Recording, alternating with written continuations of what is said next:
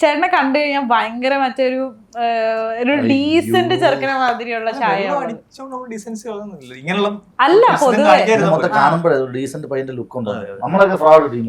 അല്ലല്ല ആ പാന്റിന് പറയുന്ന പേരാണ് പാരച്യൂട്ട് പാൻസ്. നിങ്ങൾ എന്താ ഇതൊരു കല്യാണം കഴിക്കാത്ത? എല്ലാവരും ഇനി Karthik first cheers. Don't tell me that you're a teetotaler. ചായയും കുടിക്കുന്നുണ്ട്. ഫസ്റ്റ് ചേഴ്സ് എന്റെ അച്ഛനായിട്ടാണ്. അച്ഛനാണ് ഫസ്റ്റ് എനിക്ക് മേടിച്ചിരുന്നു. അത് അടിപൊളി. അത് എല്ലാവർക്കും അധികം കിട്ടാത്തൊരു ഭാഗ്യമാണ് അച്ഛന്മാരുടെ കൂടെ ഇരുന്ന്. ആണോ രൂപേഷ് ചേട്ടാ? അച്ഛനെ ഇപ്പൊ മടിയായോണ്ട് എനിക്ക് 10ാം ക്ലാസ്സൊക്കെ അതൊക്കെ കഴിഞ്ഞപ്പോഴേ ഇങ്ങനെ താല്പര്യം പറഞ്ഞപ്പോഴേ എന്നോട് പറഞ്ഞു +2 കഴിഞ്ഞിട്ട്. അപ്പൊ പേടി ഉണ്ടായില്ല അച്ഛനോട് പറയാൻ? ഞാൻ വീട്ടിൽ പോയിട്ടുണ്ട്. അവരുടെ അച്ഛനും അമ്മയും ഭയങ്കര കമ്പനി. പിന്നെ ആന്റി കലാന്റി ആന്റിയും അങ്കിളും എല്ലാവരും ഭയങ്കര. അപ്പൊ അങ്ങനെ അച്ഛനോട് അവരോട് പറഞ്ഞപ്പോ +2 കഴിഞ്ഞിട്ടെന്നാ പറഞ്ഞത്. +2 പരീക്ഷ പാസ്സായി കഴിഞ്ഞപ്പോ മേടിച്ചോണ്ട് വന്നു. അച്ഛൻ തന്നെ പോയി മേടിച്ചോണ്ട് വന്നു. ഏത് ബ്രാൻഡായിരുന്നു? ബ്രാൻഡ് പറയാമോ? നമ്മള് പ്രൊമോഷൻ കൊടുക്കില്ല.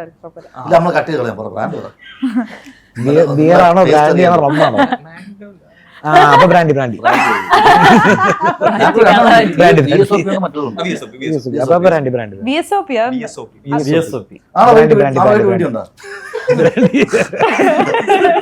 അങ്ങനെ അതായിരുന്നു ഫസ്റ്റ് ചേട്ടനായിട്ടായിരുന്നു. അപ്പൊ അത് ലൈക് ടേസ്റ്റ് അറിഞ്ഞ അച്ഛനാ മതി എന്ന് പറഞ്ഞോ? അതോ നിങ്ങൾ? അത് ഭയങ്കര അടിച്ചു സെറ്റായിട്ട് അച്ഛനെയൊക്കെ വഴക്കൊക്കെ അച്ഛനെ വഴക്കും പറഞ്ഞു. എന്നിട്ട് കൂടെ അന്ന് ഡിഗ്രിക്ക് അല്ല +2 പഠിച്ചോണ്ടിരുന്നപ്പോ ഈ കൂടെ ഇതിലൊക്കെ അഭിനയം ചെയ്തിട്ട് കുട്ടിയെ കണ്ട് വിളിച്ചിട്ട് ഞാൻ അതൊക്കെ പറയുകയൊക്കെ ചെയ്തു. ഭയങ്കര സീനായിരുന്നു. നിങ്ങള് വെള്ളം അടിച്ച് ഇത്ര ഇതാണോ? അന്ന് ഫസ്റ്റ് അല്ലേ? ഇപ്പോഴോ? കുഴപ്പമൊന്നുമില്ല. വെള്ളം അടിച്ചാ വയറ്റി കിടക്കും.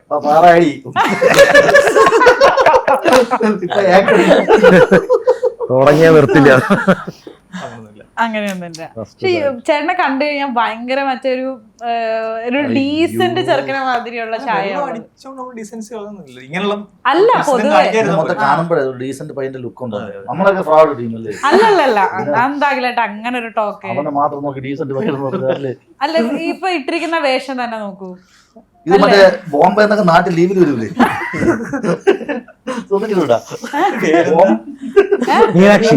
മീനാക്ഷി നമ്മളെ ഇൻസ്റ്റാഗ്രാം ഫ്രണ്ട്സ് ആയിട്ട് പേര്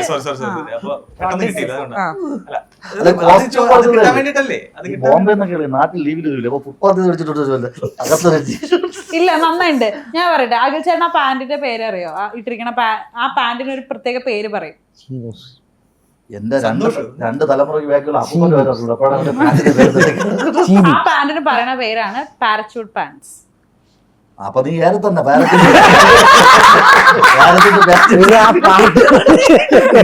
അടുത്ത ഏറെ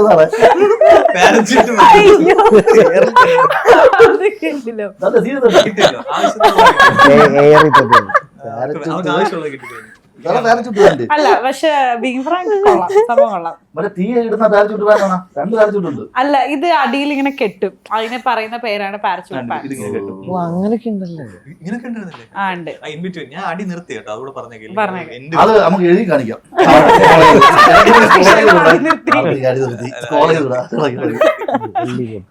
നിങ്ങൾ എന്താ ഇതൊരു കല്യാണം കഴിക്കാത്ത? എല്ലാവരും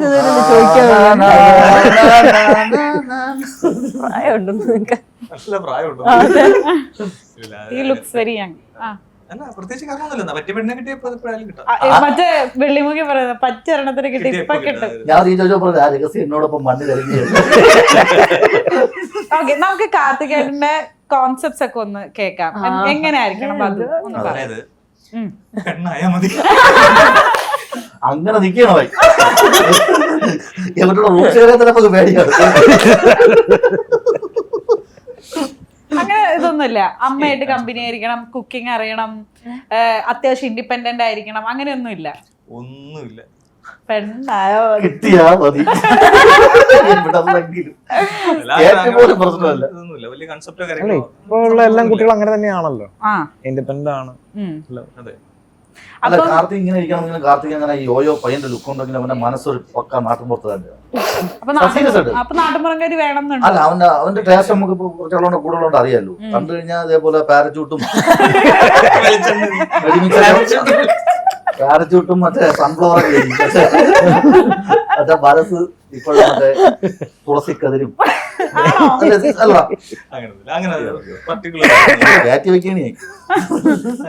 നമുക്ക് തുളസിക്കെതിരെ കൺസെപ്റ്റ് ഒന്നുമില്ല. ഇല്ല, ഒന്നുമില്ല, കൺസെപ്റ്റ് അങ്ങനൊന്നും ഇല്ല. ഒരു നല്ലൊരു പെൺകുട്ടി.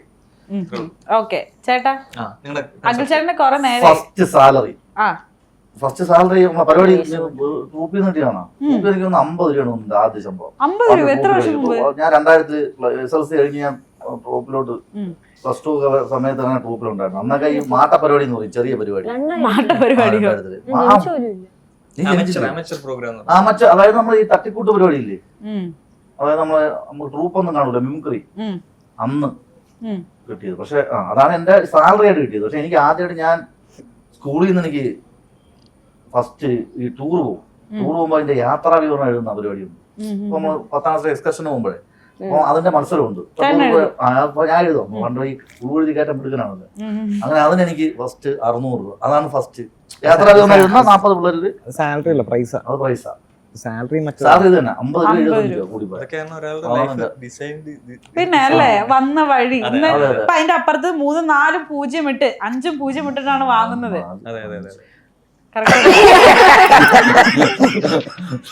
50 നിന്നും 5 ലക്ഷം അല്ലെ, അതിലേക്കുള്ളൊരു അതിനെക്കാട്ട് കൂടുതൽ 75 രൂപ 50 രൂപ. അന്ന് അത്ര കാരണം ചെറിയ പരിപാടിയാണ്. നമ്മൾ 4 പേര് 3 പടങ്ങൾ അനുസരിച്ചിരിക്കും ബഡ്ജറ്റ് ഡിസൈഡ് ചെയ്യുന്നത്. ചെറിയ സിനിമകൾക്ക് ചെറിയ ബഡ്ജറ്റ്, വലിയ സിനിമകൾക്ക് വലിയ ബഡ്ജറ്റ് അല്ലേ? ഇതില് ചെറിയ ബഡ്ജറ്റ് ആയിരുന്നു ചേട്ടാ. ഏതാണ് വത്സല ക്ലബില് നമ്മൾ profit sharing. Profit sharing producer ഇവനെ അല്ല, ഇത് പ്രൊഡ്യൂസർ ഉണ്ടല്ലോ, അതും വേണല്ലേ. കൂടെ കൊണ്ടുപോകാ. രൂപേഷേട്ടൻ എന്താ കിട്ടേ? ബ്രേക്കപ്പിലാണ് നമ്മൾ അവിടെ ഫസ്റ്റ് ബ്രേക്കപ്പ്. അതെനിക്ക് ഞാൻ കൊടുത്തു. ഇവന് കിട്ടിയതാ. ഇല്ല, ഇത് മറ്റേ ഞാൻ കോളേജിൽ പഠിക്കുമ്പോൾ എനിക്കൊരു ലോങ് ഡിസ്റ്റൻസ് റിലേഷൻഷിപ്പ് ഉണ്ടായിരുന്നു. അപ്പോൾ ആ കുട്ടി കോൽക്കട്ടയിൽ എന്താ പറയാ മറ്റേ NIFT പഠിച്ചോണ്ടിരിക്കും. മലയാളിയായിരുന്നോ? അല്ലല്ല.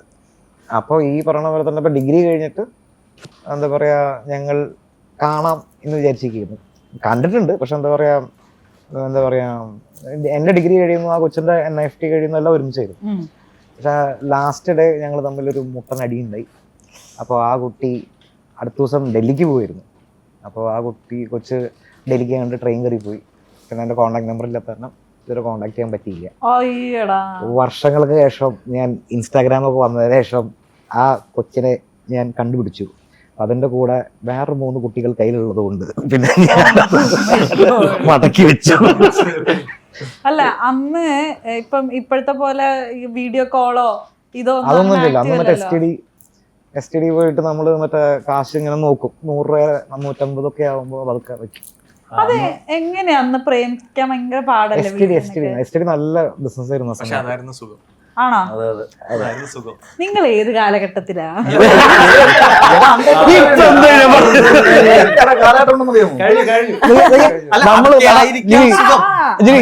നമ്മളൊക്കെ ചേട്ടൻ ഇപ്പൊ കറക്റ്റ് അല്ലേ പിള്ളേച്ച നുണ പറയുന്നത്?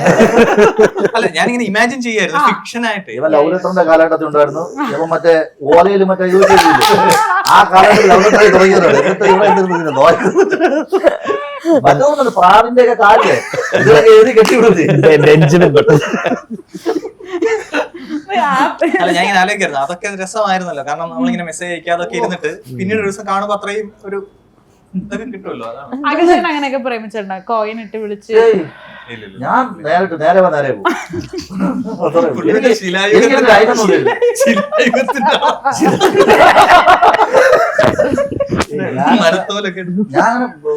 ഞാൻ ലൈനൊന്നും ഇല്ല. ഞാൻ അന്നോട്ട് ഇതേപോലെ ഈ പിള്ളേരായിട്ട് എല്ലാവർക്കും ഭയങ്കര ഫ്രണ്ട്ലി ആയിട്ട് അങ്ങനെ പ്ലസ് ടു ആയാലും സ്കൂളിൽ പഠിക്കുമ്പോൾ എന്താ സിനിമ വലിയതാ.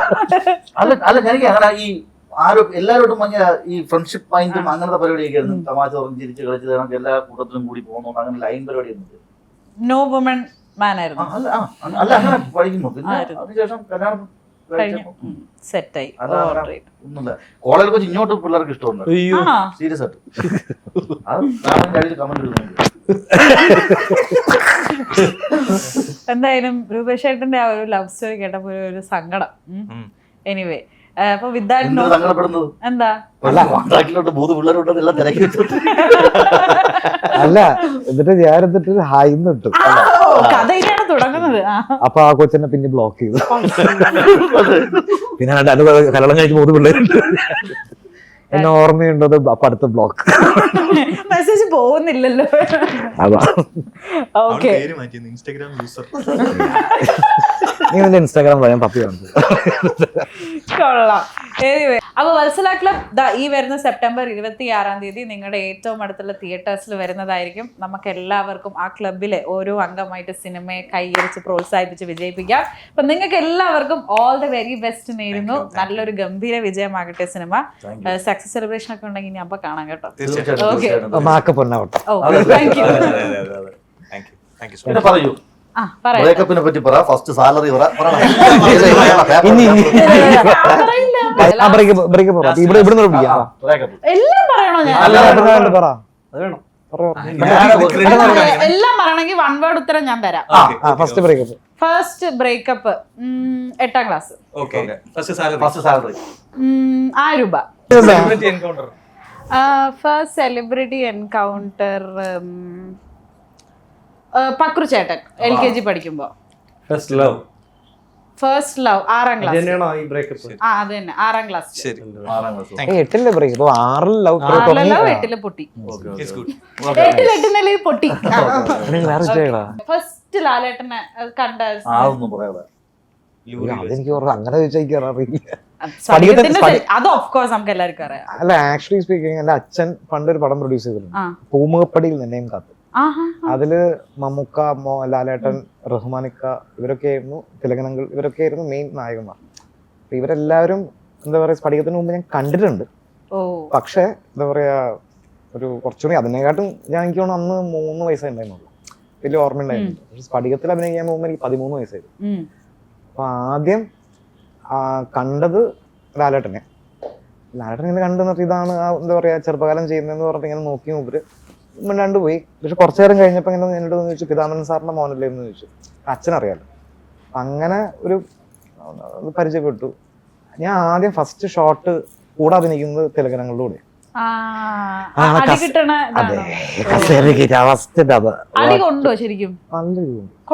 കാരണം വെച്ചാൽ മറ്റേ പ്ലാസ്റ്റിക് ചൂരിൽ വെച്ചുമ്പോ സ്വിങ് ഇല്ലാന്ന്, എന്നിട്ട് അവസാനം ഒറിജിനൽ ചൂരിൽ വെച്ചിട്ട്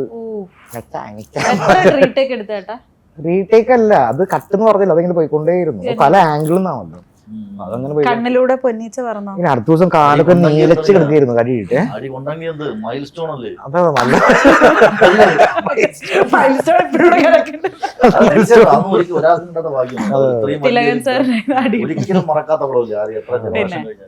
അല്ല എന്നിട്ട് തിലകനങ്ങൾ തന്നെ പറഞ്ഞു, സംവിധായകന്റെ അടുത്ത് പറഞ്ഞു എന്തോ ഒറിജിനൽ ചുവരില് മറ്റേ പ്ലാസ്റ്റിക് കൊണ്ടുവന്നു.